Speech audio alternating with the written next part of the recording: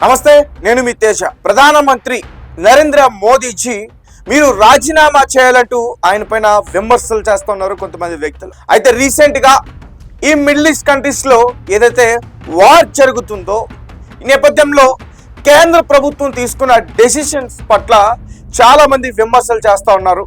అయితే రీసెంట్ గా south Indian actor Kantara fame నటుడు కిషోర్ మోదీ పైన విరుచుకుపడ్డారు. మీరు చేత కాకపోతే మీ పదవికి రాజీనామా చేయాలంటూ కూడా ఆయన మాట్లాడే ప్రయత్నం చేశారు. అయితే ఆయన ఏమంటారనే విషయాన్ని క్లియర్ గా చెప్పే ప్రయత్నం చేస్తా. 10 ఏళ్ల పాటు మోదీ గారి పరిపాలనలో జరిగింది ఏమిటంటే అందరినీ మతాలకి కులాలకి విడదీసేశారు ఈయనంటూ కూడా మాట్లాడారు. అలాగే హిందూస్ని, క్రిస్టియన్స్ని, ముస్లిమ్స్ని వీళ్ళందరినీ కూడా వేరు చేసింది మోదీ గారి ప్రభుత్వమే. అలాంటిది ఇప్పుడు ఈ యుద్ధంలో ఇప్పుడు ఆర్థిక సంక్షేమంలో అందరం కూడా ఏకం కావాలని ఎలా పిలుపునిస్తున్నారంటూ కూడా ఆయన వ్యాఖ్యలు చేయడం అయితే జరిగింది. అలాగే ఇంతకుముందు కూడా ఈ దేశాన్ని నోట్ల రద్దు టైంలో కానీ, రఫేల్ ఒప్పందం టైంలో కానీ, ముఖ్యంగా రఫేల్ ఒప్పందం టైంలో ఫ్రాన్స్ నుంచి దిసాల్ట్ రఫేల్స్ 36 ఫైటర్ జెట్స్ని కొనుగోలు చేసినప్పుడు 59,000 కోట్ల రూపాయలు ఖర్చు చేసినప్పుడు ఎవరిని అడిగి చేశారు, మీరు ప్రజలను అడిగి చేశారంటూ కూడా ఆయన మోడీ గారిని ప్రశ్నించే ప్రయత్నం చేశారు.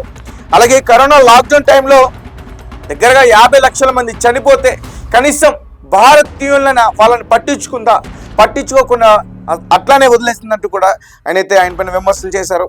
అలాగే 2022 అగ్నివీర్ 4 సంవత్సరాల కాంట్రాక్ట్ ఏదైతే ఉందో 2022లో ఒక పెద్ద ఇష్యూ అయింది. 4 సంవత్సరాల కాంట్రాక్ట్ ఈ అగ్నివీర్కి సంబంధించి 2022లో ఏదైతే చాలా పెద్ద ఎత్తున నిరసన వ్యక్తం చేశారో చాలా మంది సోల్జర్స్ 4 years కాంట్రాక్ట్ అని చెప్పి తీసుకుని వారందరినీ కూడా 25% మాత్రమే ఉంచి 75% చాలా మంది వ్యక్తుల్ని బయటకు పంపించేశారు.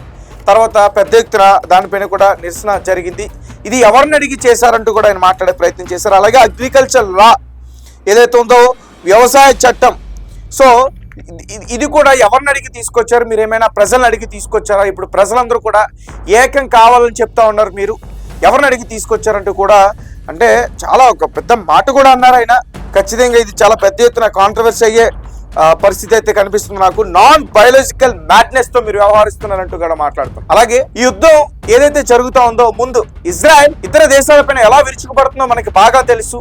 అట్లాంటి దేశానికి మీరు ఎలా వెళ్ళారు, ఎలా చేతులు కలిపి వచ్చారు, మీకు వెళ్ళేటప్పుడు తెలియదంటూ కూడా ఆయన పెద్ద ఎత్తున ఆయన్ని అడిగే ప్రయత్నం చేశారు. అలాగే మణిపూర్, కాశ్మీర్, లడఖ్ ఇటువంటి ప్రాంతాల్లో ఇటువంటి పరిస్థితులు అక్కడ జరుగుతూ ఉన్నాయి, చాలా మంది చనిపోతూ ఉన్నారు, అల్లర్లు జరుగుతూ ఉన్నాయి.